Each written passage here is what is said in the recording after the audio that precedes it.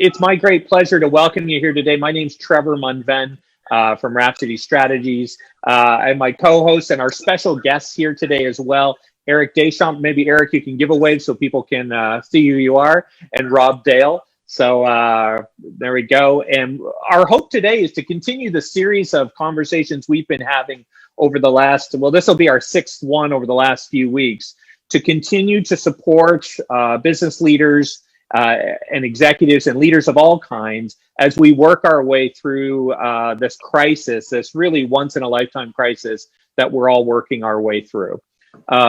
Today, our focus is on rethinking your business, and we'll talk about what we mean by that in a few minutes. But I will take you through just a couple of logistical elements as we go through. So first, I'll encourage you to leave your microphone muted unless you got something to say. If you got something to say, by all means, we want to hear that. And we also know we're live on Facebook as well. So for both Facebook and for this call as well, the chat function is available too. And I'm going to have a few questions for you as we go through in order to get your thoughts and perspectives on things. If you don't want to use the mic, by all means, throw things into the chat on both systems, that's for sure. Let me introduce you as well to the other members of the team that are here from Rhapsody. I'll get you to wave as I call your name so you can pick them out of the many little windows, and I'll just go through mine. Catherine Fair. Catherine, say hello. Wonderful, glad you're here. And Kathy Lumsden as well, and Steve Osmond. Excellent. So you got lots of support here, everybody, and I think that's the central part for these calls as well, is to make sure that all of us have the support that we need as we work our way through this. The importance of us navigating, and let me just change the view here a little bit let's see. There we go. The importance of rethinking our business right now is absolutely critical. It's absolutely critical because we are in times that are unlike anything else that we've faced before. And what we want to do is look beyond the response, right? We've been living in the response in the short period of time. It hasn't felt short, I'm guessing, over the last month, basically. But we're moving into the recovery phase where we're moving out of just the what do we do, what is this thing, into how do we respond to it. But we actually want to pull you to look a little bit further right now towards the recovery phase, that response and recovery. The recovery piece is usually about a return to normal operations.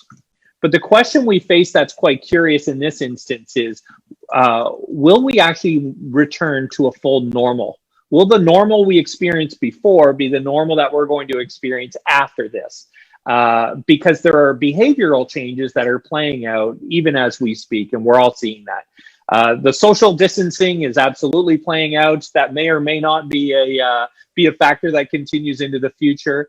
But we know, for example, the adoption of Zoom has been a great example of a behavioral shift. All the people who for ages have said, listen, we're not going to, I don't do face-to-face, or I only do face-to-face, I don't do Zoom. Now everyone is saying, no, Zoom is fine. And we've seen the number of users, what was it? It went from 10 million to 200 million in about 2 weeks. Incredible. As people have adopted the tools and resources that are necessary in order to get things done. The question that we're all going to face is what will be returning back and what will constitute a new normal, if we use that expression. And that requires us to be thinking in a much more innovative kind of way. And so that's why we've invited both Eric and Rob to share their thoughts on some of the perspectives that we need to be keeping in mind as we work our way through this, as well as some tools that we can use as we continue to work our way through this. And so we're looking forward to being able to field questions that you have around your organization. I've got a few questions that I'll be posing as well, and then getting their expertise and sharing those tools as we go forward. So that's where I think we'd like to start. As we frame it, the importance of creativity right now and to be able to innovate in this moment is critical, is absolutely critical. The problem is the deck is stacked against us, and I will very dangerously, heroically, and adventurously share my screen here with you. and hopefully this will work successfully. All right, can everyone see this pyramid? Yep. All right, got some nodding. I appreciate that very much. So here we have Maslow's hierarchy of needs, and I think most people are familiar with it or have heard of it. And we talk about, yep, got to get my basic needs met. I'm shooting for self-actualization, be the most complete version I can be, and then life will be good. And what's interesting is there is a sequence, which is why it's built as a pyramid. There's a sequence where we do need to have our physiological needs met. So I love how he starts off with the obvious. Well, I guess you need air. Okay, yep, no one's going to argue with him on that. We need some water, we need some food. Okay, shelter, sleep, clothing, and the race has a, our species has to reproduce as we go through here. Well, it's very interesting because food has been interrupted. We're not able to just go get food the way we got food before. Shelter is interrupted in the sense that we're not supposed to leave now, which is a kind of an interesting reverse challenge. For many of us, sleep is getting interrupted. I've been on a number of other calls. We had a conversation about this, and I asked the group, they're about 30. I said, who has had their sleep interrupted or is having weird dreams or different patterns? And every hand went up because these are different times. And honestly, I think the subconscious is trying to process a lot. We can go to that next category of safety needs, personal security. Well, that's different. We're keeping a distance from people because they may or may not be carrying the COVID-19 virus. It's affecting our employment. It's affecting resources and health. That next level, our sense of belonging and love or connection. We're not able to connect in the same way. All of these things, let me kick out of here for a second. All of these are challenging our mind and our brain in terms of saying, what do I do here? And what's happening is fight or flight starts to kick in. But sometimes we're in a situation where, well, we can't really fight and we can't really run. So what do we do here? We're being challenged at a level that we're not normally challenged. And I'll tell you, these are not the contexts within which creativity and innovation flows naturally. Right. So now we've got these very difficult circumstances that we're facing, but we also have a requirement to be more innovative when really the circumstances are not there. Yet this is the moment where creativity is required, and we're seeing more and more of it. Certainly on our social feeds of creative things that people are doing in order to respond, and creative things that businesses are doing. So we've seen some restaurants which are struggling to continue going. They're actually saying, well, you know what, for us, this will be an act of compassion, and we will make food for frontline workers who wouldn't otherwise have access. That's their creative response to this. For others, they are retooling how their business operates in order to focus more on delivery. And some had never done delivery before. They're like, no, this is an experience. Come in and enjoy it. And they're finding that they're having to adapt to that as well. I think one of my favorites, and Eric, we were chatting about this earlier today with Louis Pizza here in Ottawa. A quick show of hands for those of you who are familiar with Louis Pizza. Yeah, so great pizza in the city, that's for sure. I'm not involved in marketing for them in any way, just so that you know. It's just great pizza. What they've done is recognizing that people are getting tired of cooking. It feels like we've cooked 700 dinners since this thing has begun. And that for many people, their kids are home as well. They're selling pizza making kits with their ingredients. So they've got the dough and the sauce and all the ingredients, and they're letting the kids put it together, and you can do that at home. So they're finding creative ways to do that. We're also finding, for example, some craft breweries and other distillers who have moved on from brewing alcohol to creating hand sanitizer. We're finding organizations that have never produced an N95 mask in their life suddenly saying, you know what, we could do that. What could we do here? And so we're seeing these moments of creativity start to show up, which frankly is really exciting. It's very exciting to see how people are responding here. And what I'd like to start with is maybe a quick question to all of you around how your, maybe some of the moments of creativity that you're exercising in your organization. How are you adjusting or adapting? And then maybe I can turn it to Eric and Rob, maybe in that order too, guys. So Eric first and Rob, with your comments on the challenge that businesses are facing and perhaps why this is so important. Okay, so with that, either in the chat here or on Facebook, And you can also, we can go live here. So if you'd like to just unmute yourself and share your thought. What are some of the creative ways that you're seeing that your organization is responding to this?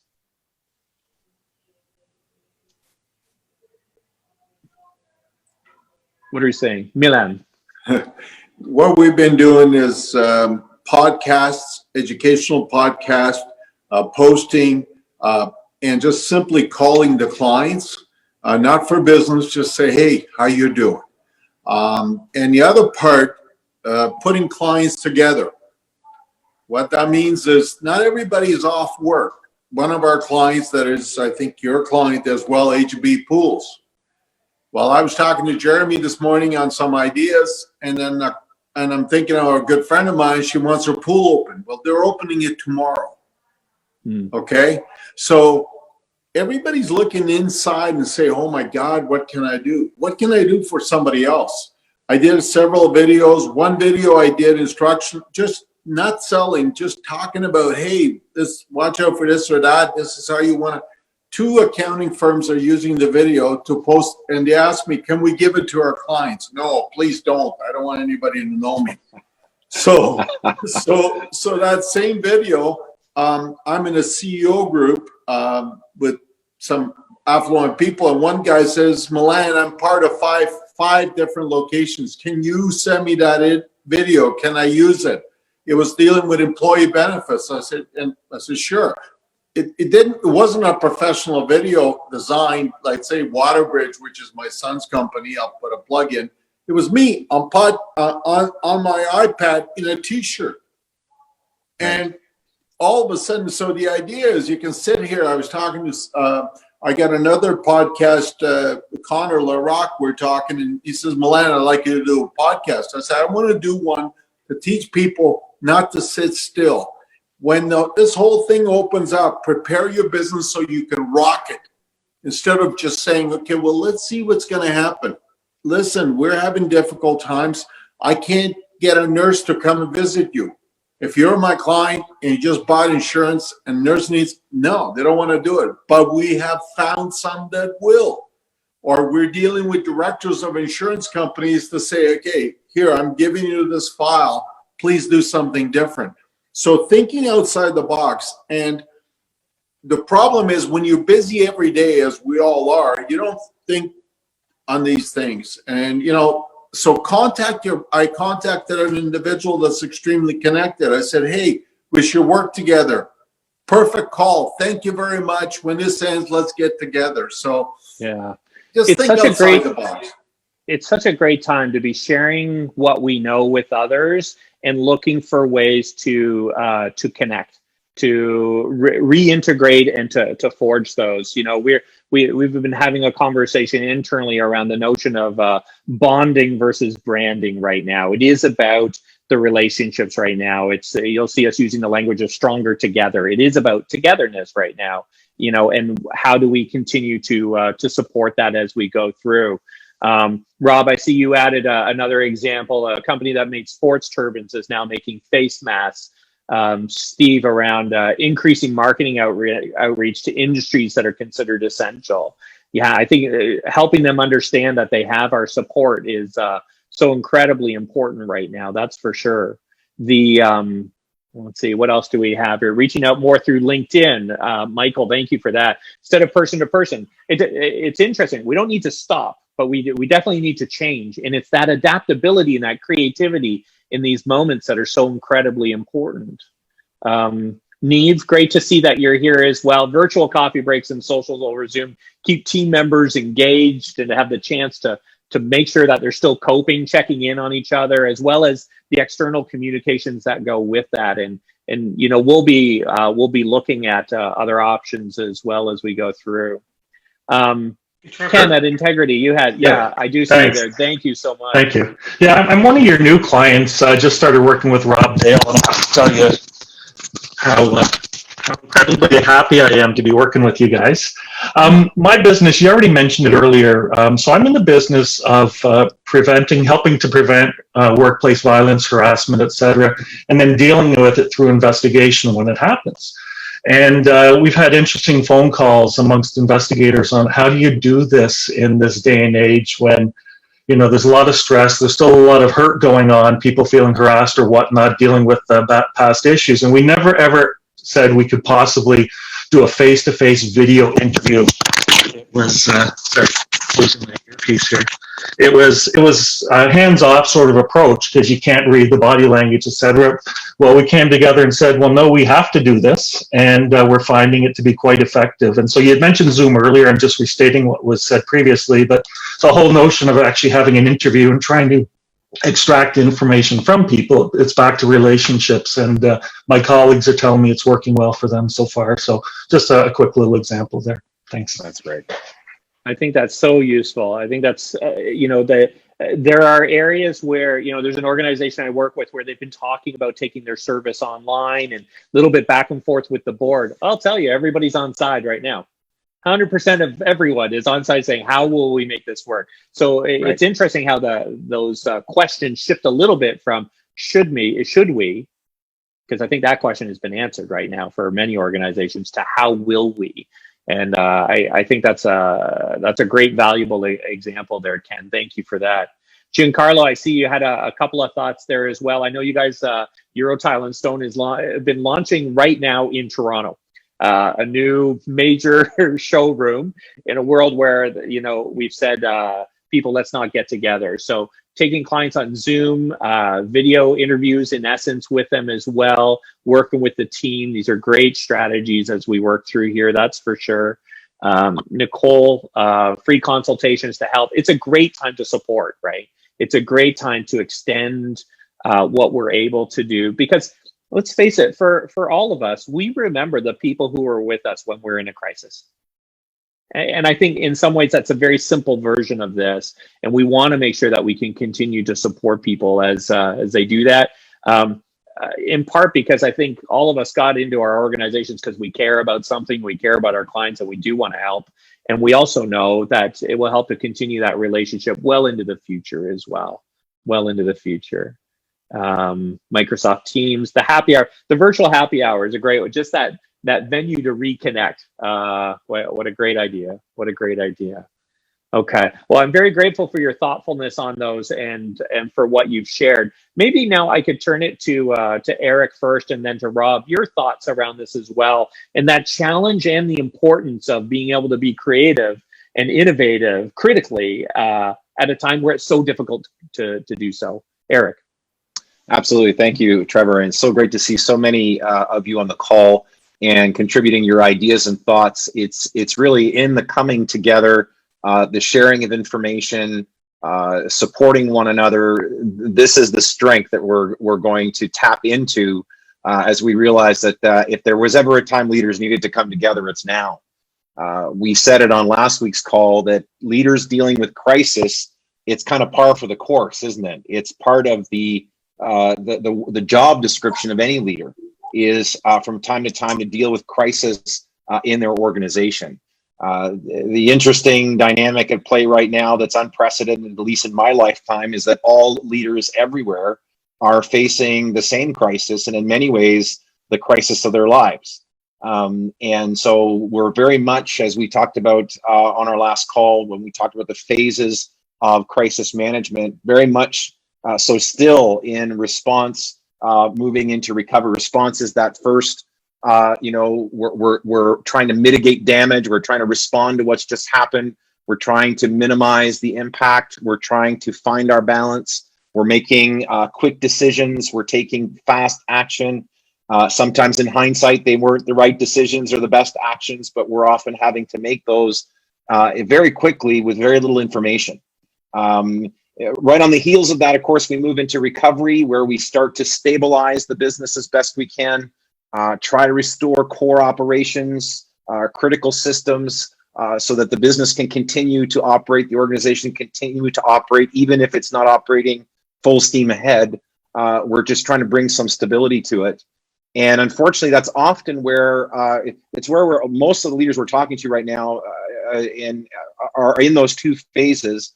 And there's a small percentage of them that are already moving into what we call resilience, which is this reinventing of ourselves, retooling of ourselves, asking the important questions of what do I need to add, change, modify in my business now, and also to prepare for the amazing business opportunities that are going to be present post COVID-19.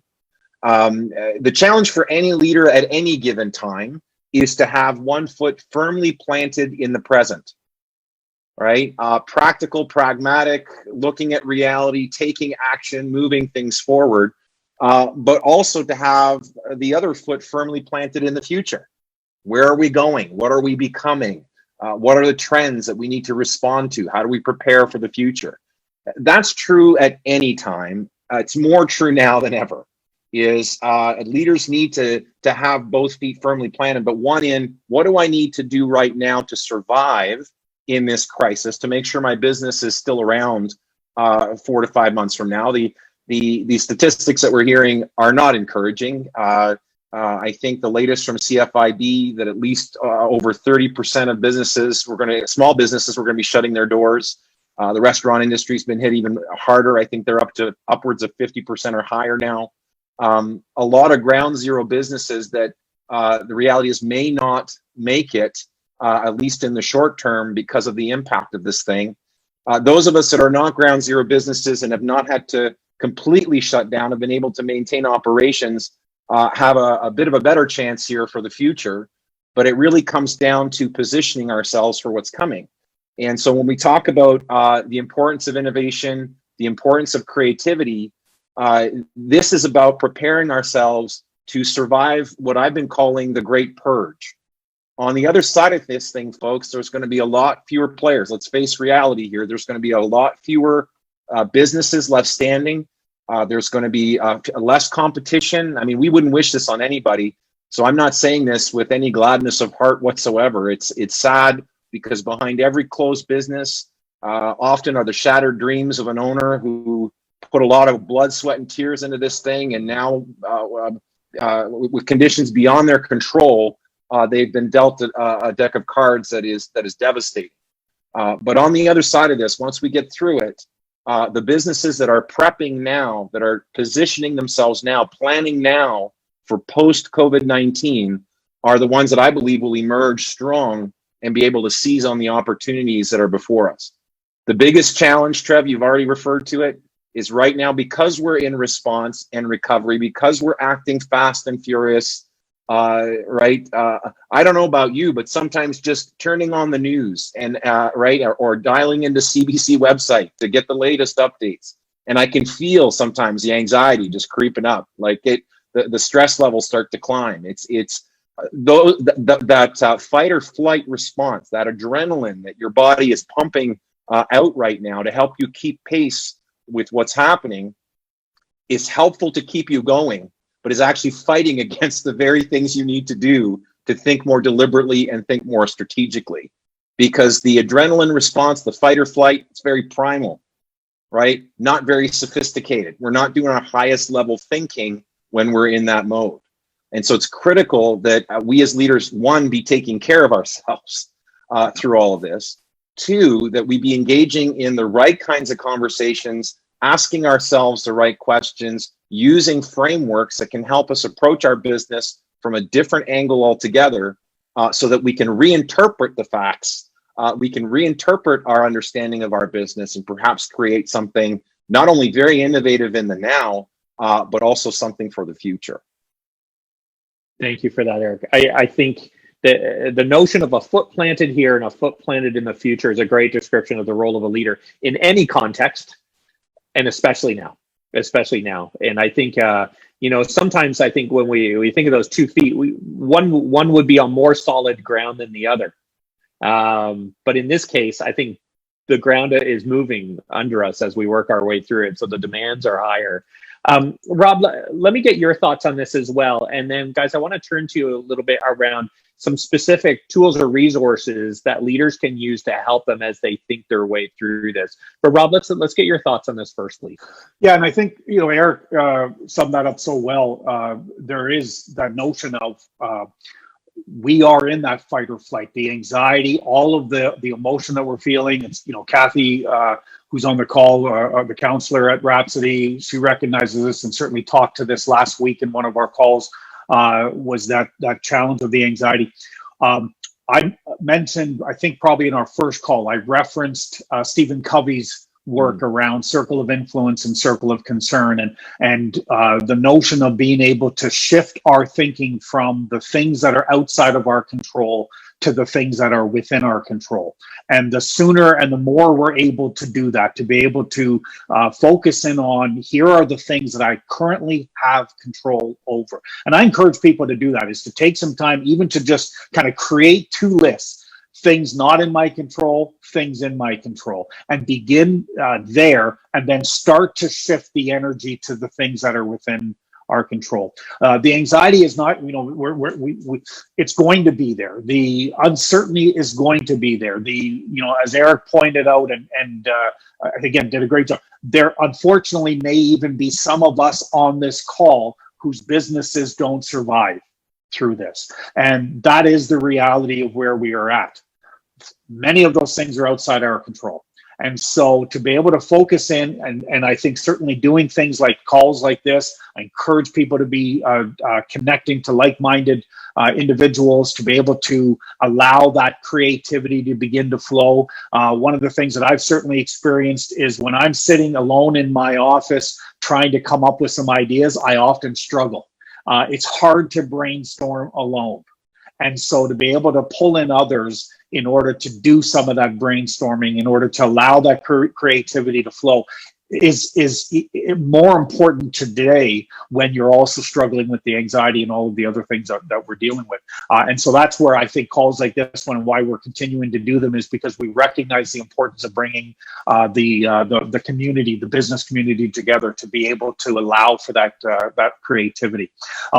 If we only focus on, and we heard some great examples of businesses that have found ways to shift in order to come up with ideas to do today. If all we do is sit around and think, okay, how can I make money today? How can I make money today? I think this notion of, again, if all we're doing is planting our feet in today, we're missing some incredible opportunities. And oftentimes, as we begin to shift that focus into thinking about what we can do moving forward, what we can do to prepare for post-COVID, what we can do in order to make sure that our business is ready to go when the doors open, in thinking of the future, we'll come up with creative ideas that we might be able to implement today.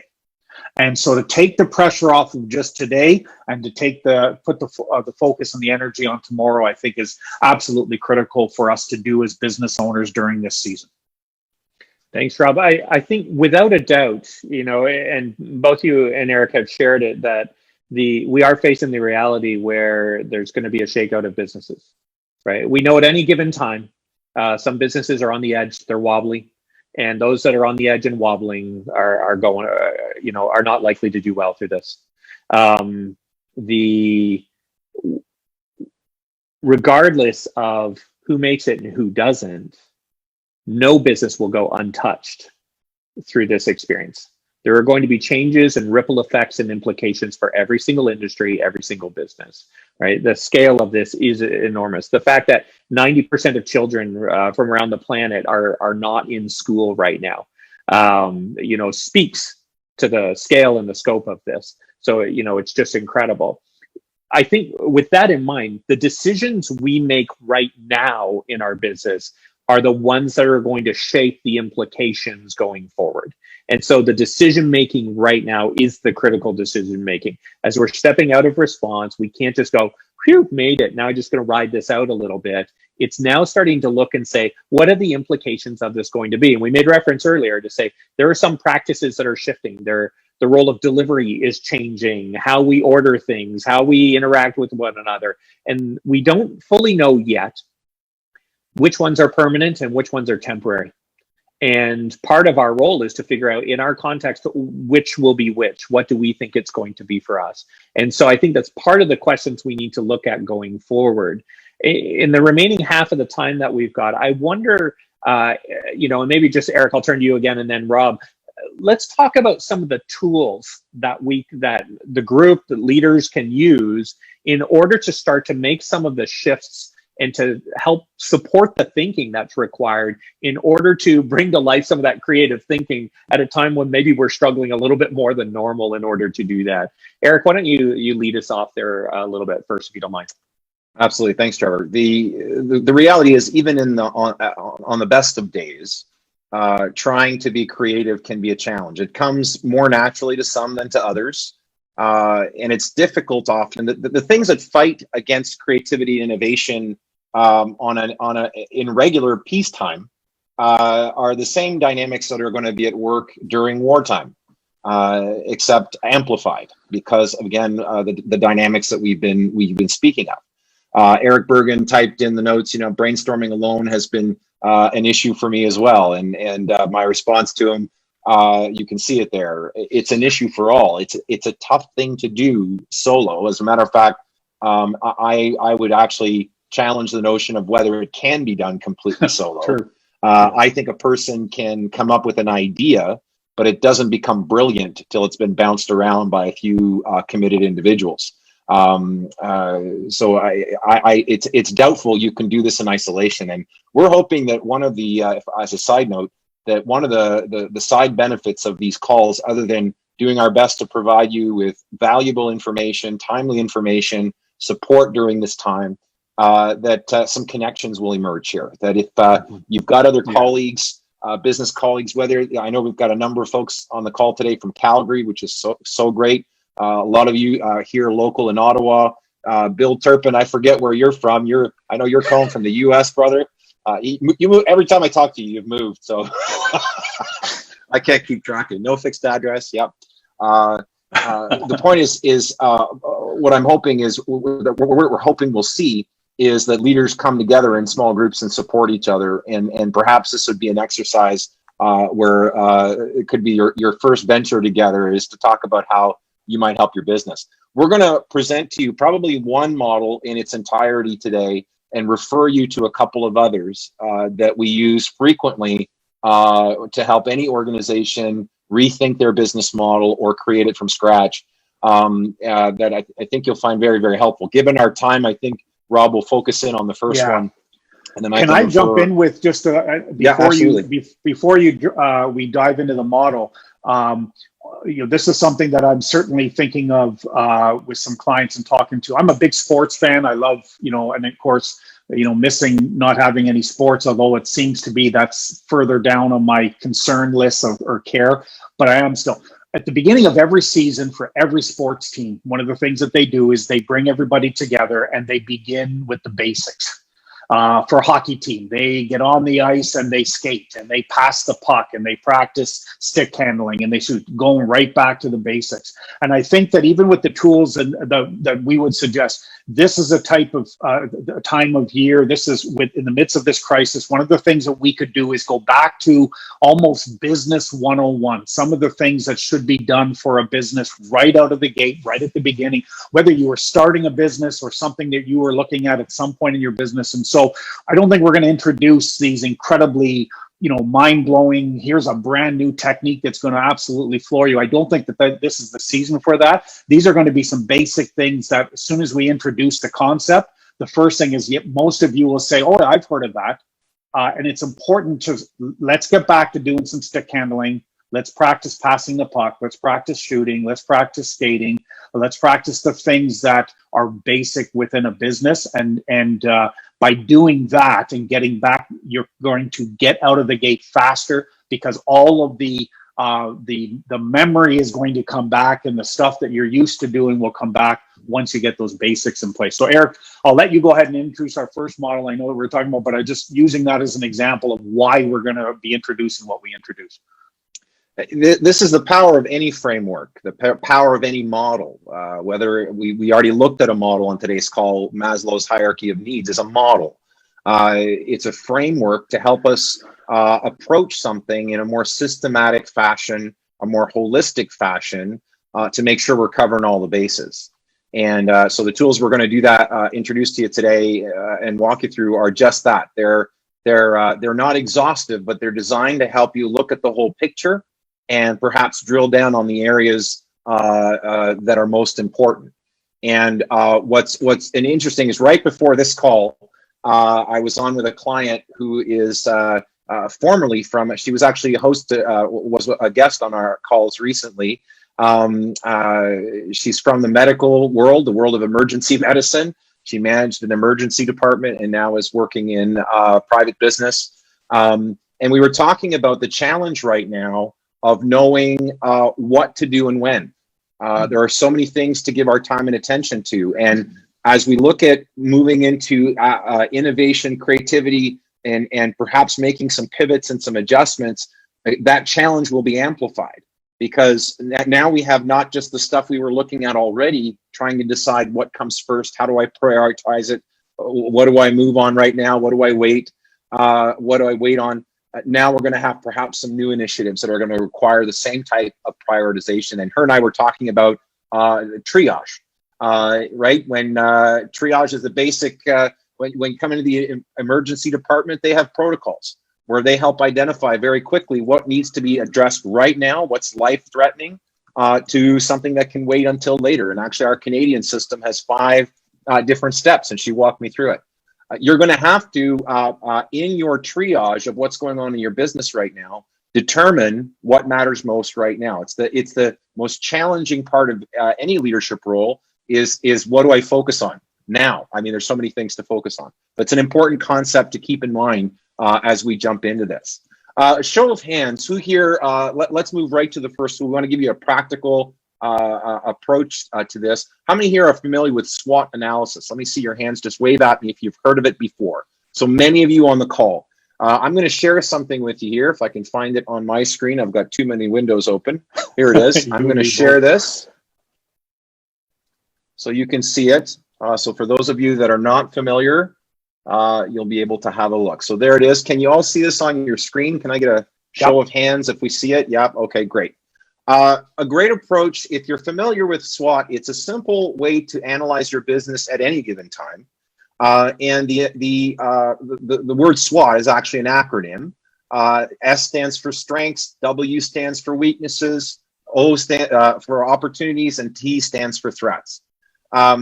When we think of it, again, and very briefly here, when we're talking about laying out the strengths and weaknesses of your organization, we're talking about things typically that are internal to the organization and things that you can control, things that you can change, things that you can move the needle on, all right? When we move to the bottom of the box into opportunities and threats, we're talking usually about external factors that we can't control, that we don't have a say in, and yet they're impacting us nonetheless.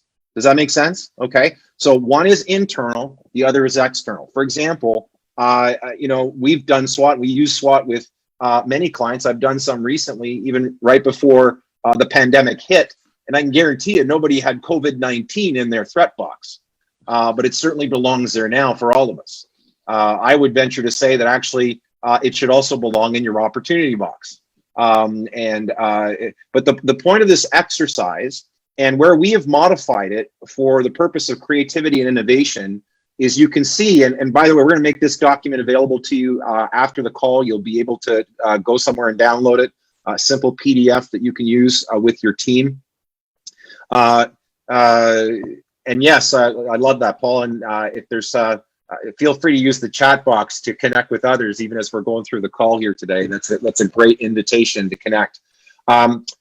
What we've done here is, for those of you familiar with SWOT, you'll notice one key difference is that each box now has these headers of leader, team, and organization. Usually you just approach it from an organizational perspective and you list these out. In terms of finding opportunities for improvement and for pivots, getting a little bit more granular on this is really critical. And so it's a simple exercise that one can conduct on their own as a first pass, for sure. To simply go through and think of, what would I list as all my top strengths as a leader right now? What's serving me? Another way to answer it, I asked a leader today, what is serving you really well in your leadership right now during this crisis? SWOT is always a picture in time of your business, but it's a picture now. So when you're talking about your strengths as a leader, it would be strengths that are showing up right now in this moment. What are your current strengths from a leadership perspective? What are the strengths of your team from a leadership perspective? And write out as many as you can think of.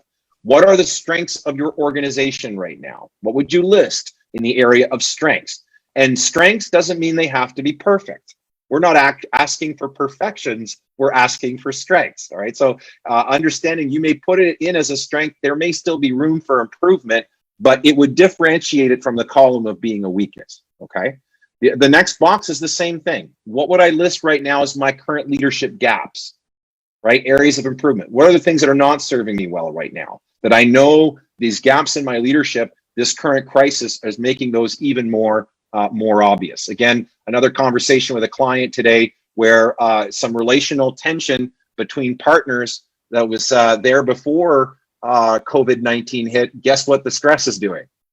Guess what the pressure is showing, right? It's showing that tension is coming out even more so. So what are the weaknesses on the leadership side that we need to be very honest about? What are the current gaps on my team that I need to be honest about? And what are the gaps in the organization? And then you follow the same process, and you can see that on the sides of the document, there just are some thought-provoking categories. These are not exhaustive. They're just designed to get you thinking, right? And perhaps be a little bit more holistic in your approach. On the opportunities, threats, the same thing. I've said this to so many leaders this week. Show of hands, how many here have ever desired and wanted to be a better leader? Right? How many have ever said, I want to be a better leader than I am right now? I want to grow as a leader. You have just been served up the opportunity of a lifetime. Mm-hmm. Think of throughout history when leaders have really stood up, when they've really made a difference. It's usually been in times of great crisis, right? So this is an incredible opportunity. What do I see as growth opportunities for myself as a leader? What are the opportunities for my team right now? Teams are being shaken, and yet what we're often seeing day after day after day is we're seeing teams come together like never before, teams communicating like never before. So what are some opportunities there? And what are the opportunities that this current crisis may be presenting for my team, for the organization as a whole?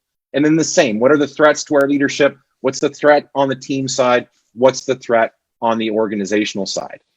Armed with this information, and again, our recommended approach is that as a leader, you take a first pass or take a first pass with your team if you can do that, with your management team.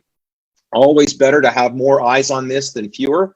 Often let it sit for a day or two and come back at it a second time, because often things may be missed in the first round.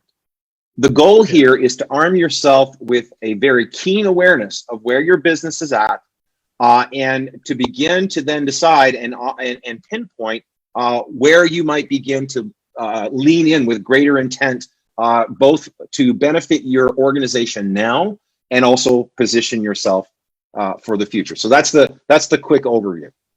Well, Narek, what I love about this is, when you're asking the question of what's the strength of an organization, for people to move beyond the notion of, if we use some of the examples earlier, we brew the best local beer in our area, or we brew, we've got a few of those breweries. They had to look beyond the obvious strength, which is we make good beer, to a more subtle view of strength around we're able to process things in a particular way at a certain level to produce, so that suddenly they're producing something totally different. Right, they're producing hand sanitizer that wasn't available, or to look beyond the obvious product strengths to the process of the capability strengths as well. And I think that's where that segmentation between the leader, the team, and the organization helps to tease some of that out in a little bit more detail, which is deeply, deeply valuable. So thank you for that. And I think it also the other part of that process, and Trev, I was about to go exactly where you went as well. In talking about that, identifying, even this is a great time to be asking the question, who or what is our company? Be able to start to take that again, that step back to identifying your purpose, who you're about, even in some cases your vision or your mission around this, to be able to identify, are we a again, are we a beer company or are we something else? And being able to make that shift, Steve used a great example in one of our internal calls last week, and Steve talked about the ice, first making ice blocks versus refrigeration. And are you an ice block maker or are you into refrigeration? Of course, back in another day. And being able to make that shift into your identity, what you believe about yourself and your business, allows you to then pivot and to think of other options and opportunities that are there based on what your identity is, how you see yourself. If you see yourself very narrow in the product that you deliver, when you go to begin to look at opportunities and threats, even strengths and weaknesses, take what your strengths are and then ask yourself, does that change what we believe about ourselves? And does it change our identity? Changing your identity allows you to now begin to consider other opportunities and consider other things that maybe you haven't considered in the past. Absolutely. Absolutely. No, I appreciate that so much, guys. Eric, did you have another comment you wanted to add there before I move a little further? Yeah, what I was going to say about the tool is see this as an information gathering exercise to really get the lay of the land of your business, and to be asking, there's a few questions I'd be asking. There's a couple of other tools that we're going to make available to you post this call that are extremely useful. One is called the Business Model Canvas, and one is an adjusted version of that called the Lean Canvas, which again is a one-page business plan document that helps you to think through your current business model and how you might adjust it. It is used, again, it's been used for over a decade now, this methodology. It is used greatly in the world of startups, and especially the lean startup version of that document we'll make available to you. There's just not enough time to devote. With the time we have left, I won't even introduce it here because I think it'll just create noise and confusion. But it's a very simple process of asking yourself some questions that can help you reposition your business. The lean startup version, some might say, well, I'm not a startup. Listen, everybody's a startup now. Yeah, in many ways, everybody's a startup. We're back to, again, what all the assumptions, core assumptions we were used to just staking the farm on. We can't do that anymore. The world has changed, and we're still responding to that change and trying to prepare for where that change will lead us. But even just armed with the information from your SWOT analysis, especially with this twist that we recommend, this unique approach to it, is to be asking, once you've looked at all that, to say, asking yourself a few questions. What need could we be serving that we're not currently serving now? What need could we be serving based on everything we're looking at, on our strengths, our opportunities, some of the threats, our weaknesses? What is a need that is very present in our community, in our city, in the marketplace that we could be servicing? Another great question is, how can I be bonding more deliberately, connecting more meaningfully with my clients, with my networks, and perhaps even beginning to break into new networks in preparation for the future? So who can I be connecting with?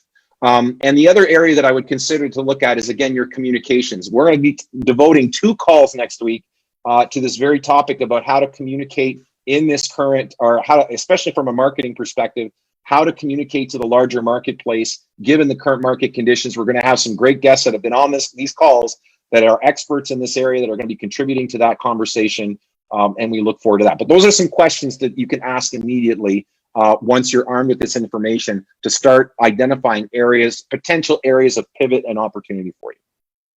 Fantastic. Fantastic. Well, while we're talking about questions, let's take the last few minutes here. You've got the Rhapsody team here available to you. If there are questions about what you've heard today, or others that are brewing in the back of your mind about how to navigate this or where things are headed, this is a great moment for you to put those out here. Again, both on Facebook in the chat, or if you want to go live, just unmute. Give me a quick signal first so I know you're coming. That would be great. But are there questions that you have that we can help you with right now as it relates to how to rethink your business in this context?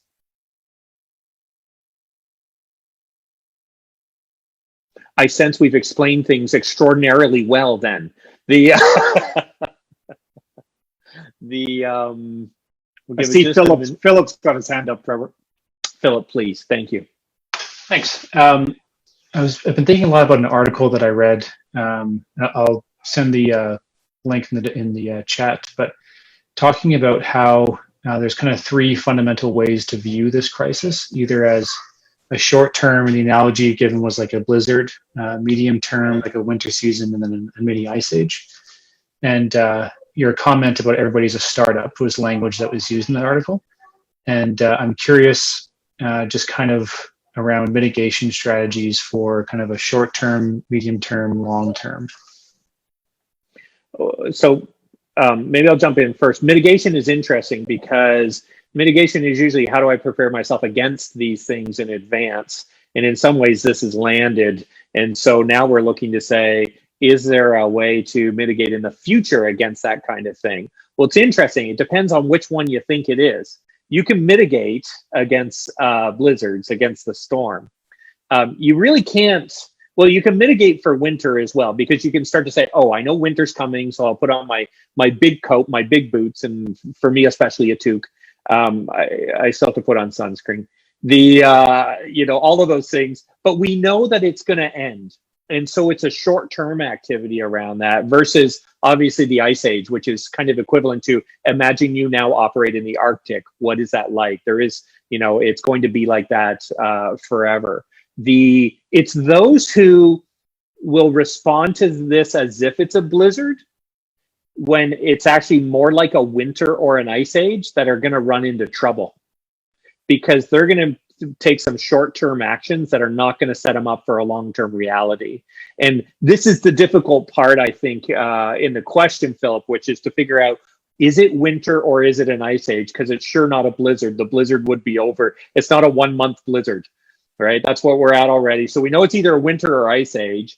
I think in some ways it will be, elements of it will be like an ice age. And we saw this again post 9/11, where we had a security ice age. There were a set of behaviors that have become permanent culturally and socially around what security looks like and how we act in airports and things we say and where we say them and all of that kind of stuff. I think we're going to have some of that. The issue is at what scale. And this is where I think the interesting challenge for each of us is to look and say, which parts of this do we think are going to be permanent in our context? And what are the implications for my business and for my organization? And then it brings with it a return to what is the true essence of what we do as an organization. And I think the more people have a really clear sense of what that is, the more flexibility and the more options they're going to have around what they do. If they say, we make beer, well, okay, if the world stopped drinking beer, God forbid, they would be in trouble. Where for those who say, no, we're just great at processing all kinds of things and we can do that here. And Bill Turpin, I called it processing, not processing, so you'd feel comfortable. If that becomes the strength, you have a much larger range of options available as well. So, I mean, those are my initial thoughts. Eric and Rob, anything in the last kind of 4 or 5 minutes here to add to that? No, I think you covered it really well, Trev. It's interesting that you bring that up, Philip. It was the nature of our call a couple of weeks ago, using that whole analogy, actually based out of that very article. So I'm glad to see that article making the rounds. Let me just say this as we prepare to wrap up today's call. There's no way in 1 hour we can cover the subject of business retooling, recalibration, or reinvention. Our goal today is to encourage you, just encourage you, period. I continue to be inspired by the courage I am seeing in leaders at a very, very difficult time. And so my hat is off to each of you for your strength, your courage, your persistence to keep forging ahead in what are unprecedented times. The other is to encourage you to be asking questions of your business that perhaps you haven't been asking in a very long time. Go back to the mindset you had when you first got started and you were passionately curious and you were wondering and you were exploring and you were experimenting. Now's the time to embrace that kind of mindset again. We'll be making a lot of these resources available and certainly we'll be having future calls on this very subject, but we hope you found this helpful today. Absolutely. Thank you, Eric. And actually, Catherine, why don't I give you a second? I saw your hand up there. Share your comment. And then Rob, can I turn to you for a final thought? and then we'll wrap up the call, and I'll give you a few directions here in terms of resources afterwards. So Catherine, please. Yeah, I just wanted to bring up, knowing your essence as a company. And a lot of this goes back to your vision, mission, and values. And I've had a couple of people ask me, should I be questioning my vision, mission, and values? And my answer is no. They are actually your direction, your guiding course right now. What you do want to consider changing, though, are your tactics and timelines associated with those. So yeah, if you've done your vision, mission, and values, it's a great place to go back to in order to help you keep directed. Absolutely, thank you. Yeah, I would probably answer that question maybe. I may not say no, because there may be times, even in a scenario like this, where you do need to rethink the mission and the vision. Maybe not the values. I think values are pretty embedded in who you are, but there are times when it does require a shift in the mission or vision. But I think it's good to ask the question and at least explore and make sure. In some cases, you're going to come out stronger. And let me say this. And so, thank you, Catherine. I certainly appreciate the thoughts on that. Be encouraged. If I could just kind of leave you with one thought. Many of you are going to come out of this stronger. Your business will be stronger. Maybe not in the very initial stages. You're going to be struggling to kind of that ramp up from whether it's a winter or an ice age. But there are so many lessons about ourselves and about our business that we can learn during this season. It's in season of crisis that we often discover who we truly are. And take that opportunity to do that. As we come out of this, we will learn new ways of doing things. We will be doing things in different ways. But for many of our businesses, we're going to be refined. We are going to be changed. And we are going to be perhaps something new. But we're going to be there. And many of you will come out of this in that way stronger. And I encourage you with that. Don't sit in that place of everything is hopeless. Start to tackle the things that you're able to tackle in your business. This is the time to do that, and reach out and connect to others to allow that strength to happen. I'll turn it to you, Trev. Thanks so much, Rob. Thank you. I consider all of this what I call the great reveal. It is revealing our leadership. It's revealing what our values truly are. It's revealing if our mission and vision are on track or if it was pretty wobbly. It's revealing the strengths and weaknesses in our operation. All of it is it's a great exercise in vulnerability, which is probably why it's so uncomfortable overall. But some people will respond to vulnerability by running from it, and others will embrace it and say, this is what we need to take on, and these are the changes we need to make. And if you're here, you're in the second group. I'm betting on that already. We want to let you know how much we appreciate each of you being here. It's very important to us.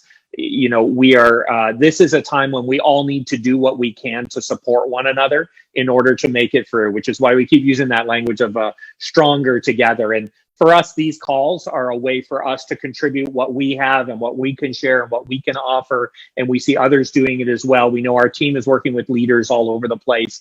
This is the time to make these critical decisions that are going to shape things in the future. As we mentioned before, we know some leaders are struggling as well. And so what we want to do is also, wherever we can, we want to provide support. So if there's a point where, you're not already working with us, but you need a little bit of time and a little bit of guidance or even a half-hour conversation, then let's, what we'd like to do is just make it available. Send me a quick note. Let's do it the very easy way. I'll just do that. I'll throw my email in the chat. If you'd like kind of 30, 40 minutes with a coach, just have a conversation, say, I need to regroup here. We're happy to do that on us. No obligation, no charge, no fee, no anything. This is the moment where we can come together. So if we're not in those conversations, we want to make that as easy as possible, because this is the moment and this is the time. So we'd like to make that available. Just send me a quick note and we'll follow up with you right away. So don't worry, this is not an onerous process. You send an email to me and we'll set you up with somebody right away. We also want to encourage you to share this with others. Make this available to others. If there's someone you say, so-and-so should have been here, feel free to, as you get future invites from us, make that available to them. Feel free to share that out. We've also, if you're not following what we're doing, we've done something very simple, and we've created just a community contact page that's flowing out of these. So I'll share the link for that as well. We will, in the next, give me a few minutes, okay. In the next, say, half hour or so, the resources that you saw today will be up on that page as well. If you're not on our newsletter where we're sending out all this information, the sign up is there. The video from the last call is there. There's a link to other resources as well. We just want to make sure that you've got the tools and resources that you can use to make the changes that you need to, and for you to know that we're with you as we work our way through it. The next couple of calls, Eric alluded to it already, are really going to be around communications. The first one on Wednesday of next week around messaging. Basically, what do you say in the middle of this? And the second part is around the tools. How do you make the best use of our digital tools? Mark from 28 Digital is here. Mark, give a wave.